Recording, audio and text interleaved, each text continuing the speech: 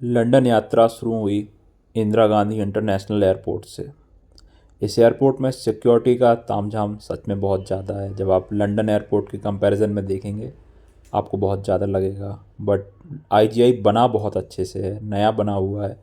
इसका duty free section is like beautiful, very beautiful, you will enjoy it definitely.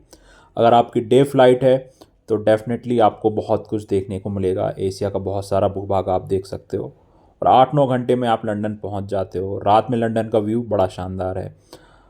London में सुबह सुबह आप घूमने निकलोगे और आप पाओगे कि यहाँ पे बनी इमारतें पत्थरों की बनी हुई हैं और बहुत पुरानी हैं। पहले दिन जब मैं गया तो वहाँ पे ब्राइट सनी डे था और मैं ट्रैफलगर स्क्वायर में था और वहाँ पे लगभग एक त्यौहार जैसा माहौल था। लोग धूप में पूरा एंजॉय कर रहे थे, घूम फिर रहे थे, स्ट्रीट आर्टिस्ट परफॉर्म कर रहे थे। तो काफ़ी ही अच्छा माहौल था वहाँ पर उस दिन। कॉल टू बार सेरेमनी एक वो सेरेमनी होती है जहाँ पे बैरिस्टर्स को बुलाया जाता है और शपथ दिलाई जाती है। मुझे इस सेरेमनी को में शामिल होने का मौका मिला। I also participated in the celebrated drinks after the ceremony. The experience was really nice. इस सब करने के बाद एक हफ्ते के बाद मेरा जाना हुआ स्कॉटलैंड ट्रेन से। दक्षिण भूभाग से उत्तर भूभाग की ओर थी। यात्रा में हमें बहुत सारे शहर, सुंदर शहर देखने को मिले, समुद्र के तट देखने को मिले। एक तरीके से पूरा यूनाइटेड किंगडम देखने को मिल गया। दुनिया के सबसे खूबसूरत शहरों में से एक है एडिनबरा। आप जब वहाँ पहुँचते हो तो आपको ऐसा लगता है जैसे हैरी पॉटर मूवी आपके सामने चरितार्थ हो रही हो। मैंने अपनी रुकने की व्यवस्था नियर बाय एक सबब है रोसेत, जिसको आप समुद्र पार करके जाते हो रहने के लिए, वहाँ पर कर रखी थी। वो एक बहुत ही छोटा टाउन था, बड़ा शांत टाउन था, तो वहाँ मैंने अपने रहने की व्यवस्था कर रखी थी। रोसेत एक डिफरेंट ही एक्सपीरियंस। सुबह सुबह ईडनबरा की खूबसूरती देखते बनती है। वहाँ का फोर्ट स्टैंड आउट करता है। पूरी ही सिटी रॉयल माइल बहुत अच्छी है। मैंने वहाँ पे एक वॉकिंग टूर किया। जो सज्जन वॉकिंग टूर कराने आए थे वो तरह तरह की बातें हमें समझा रहे थे, ईडनबरा के बारे में इतिहास की झलक दिखा रहे थे। और जो सबसे अच्छा मुझे लगा वहाँ का फोर्ट था। फोर्ट के ऊपर खड़े होकर आप पूरे ईडनबरा को देख सकते हैं। धूप में ये दृश्य बड़ा सुंदर था। चारों तरफ का शहर दिख रहा था और लग रहा था जैसे आप इतिहास की गोद में बैठे हुए हैं।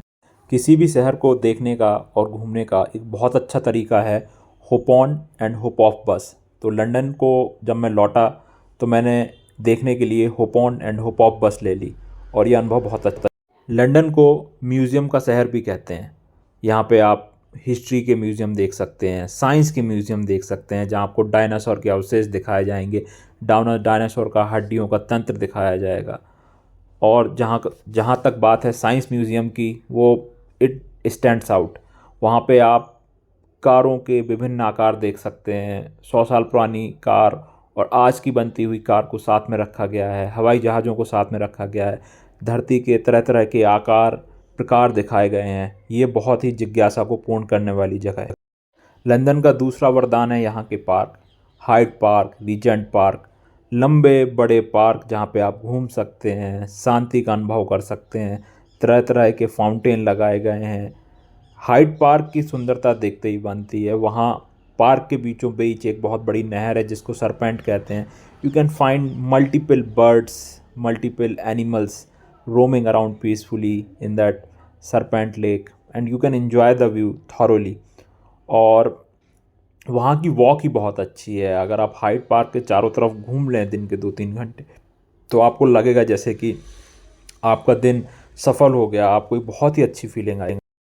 Thames is a living being. अगर बारिश हो रही है थेम्स का एक रूप है, सूरज की रोशनी में थेम्स का दूसरा रूप है। थेम्स के जब आप चारों तरफ होते हो तो आपको एक डिफरेंट तरीके की फीलिंग होती है। थेम्स के तट पर ही एक बहुत बड़ी आर्ट एग्जीबिशन है जिसका नाम है टेट मॉडर्न। टेट मॉडर्न में विभिन्न प्रकार की चीज़ों के साथ जो एक्सपेरिमेंटेशंस किए गए हैं वो स्टैंड आउट हैं। आप वहाँ जाते हैं और आर्ट को और एक्सप्रेशन को सही अर्थों में महसूस करते हैं। पार्कों में चलते फाउंटेन, उनसे निकलता हुआ जल आपको खुश भी करता है और एक गुजरे वक्त की याद भी दिलाता है। दुर्गा पूजा के वक्त मैं लंदन में ही था तो मेरा सौभाग्य था कि बंगाली भाइयों द्वारा आयोजित की गई दुर्गा पूजा का मैं हिस्सा बन सका, और यहाँ दुर्गा पूजा में आपको एक बहुत ही अच्छी अनुभूति होती है, बहुत आनंद। लंदन यूनिवर्सिटी का एक हिस्सा है school of oriental and African studies. वहाँ हमारे भारत देश के भी बहुत सारे बच्चे पढ़ते हैं। मेरा इस जगह जाना हुआ जहाँ मुझे बहुत सारे लोगों से मिलने का मौका मिला। यहाँ की जो लाइब्रेरी है वो बहुत ही अच्छी है, तरह तरह की किताबें हैं, कई सारे स्टोरीज़ में ये लाइब्रेरी। शाहरुख खान की देवदास फिल्म अगर देखी है तो जब लंदन से लौट के आते हैं तो पारों को लंदन के बारे में बताते हैं और ट्रफलगर स्क्वायर के बारे में बड़ी बड़ी बातें करते हैं। ये वही ट्रफलगर स्क्वायर है जिसके बारे में शाहरुख बता रहा था। लिंकन्स इन सालों से बैरिस्टर्स की ट्रेनिंग का एक बहुत बड़ा सेंटर रहा है। वहाँ पर जाके बहुत अच्छा महसूस हुआ। उसके बाद मिडिल टेम्पल, इनर टेम्पल जाना हुआ। मिडिल टेम्पल हॉल बहुत ही सुंदर है और आपको जाके वहाँ लगता है कि जैसे कि आपने गुजरा हुआ वक्त देख लिया है। विम्बलडन का नाम सुनते ही हमें टेनिस याद आता है, जबकि विम्बलडन लंदन का एक सबब है जो बहुत ही सुंदर है। वहाँ जाना हुआ और वहाँ जाके बहुत कुछ देखने को मिला। लंदन के स्ट्रीट आर्टिस्ट्स वहाँ की स्ट्रीट्स को ज़िंदा रखते हैं। You can find them near by a tube, in a corner, on a square with their instruments. They are playing their instruments, they are singing, and everyone is enjoying. The vibe is very different. You just love the environment. बचपन से हमने Oxford के बारे में बहुत कुछ सुना था, तो मौका मिला और हम ऑक्सफोर्ड पहुंच गए। वहाँ के कॉलेज, वहाँ का पूरा शहर ही बहुत सुंदर है। बड़े बड़े स्क्वायर हैं, बहुत सारे म्यूज़ियम हैं, और वो पूरी जगह छात्रों से और शिक्षा से भरी पड़ी हुई है। कॉलेजों का ये शहर बहुत ही अलग अनुभव देता है।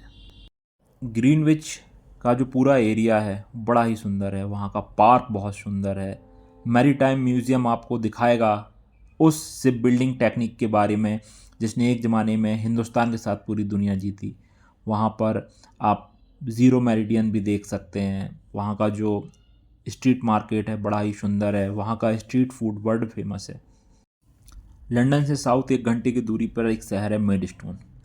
कैंट एरिया का ये सबसे बड़ा शहर है, तो यहाँ पर हमारा जाना हुआ और हम बड़े सौभाग्यशाली थे कि जिस दिन हम वहाँ गए वहाँ पे फर्स्ट वर्ल्ड वॉर के आर्मिस डे के उपलक्ष्य में रिमेम्बरेंस डे की परेड हो रही थी और इस परेड को लीड कर रही थी गोरखा रेजिमेंट। तो एक गर्व का क्षण था। मेडस्टोन से हम निकल पड़े डोवर की ओर, जो साउथ की तरफ है और साउथ का अंतिम हिस्सा है।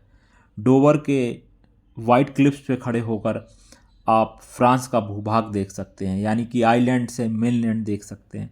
डोवर की अनुभूति ही बहुत अलग है। ये बहुत बड़ा डॉकयार्ड है और भूतकाल में जब जब इंग्लैंड पर चढ़ाई हुई ये डोवर के माध्यम से हुई, यानी जिसने डोवर जीता उसने इंग्लैंड और आइलैंड भी जीता।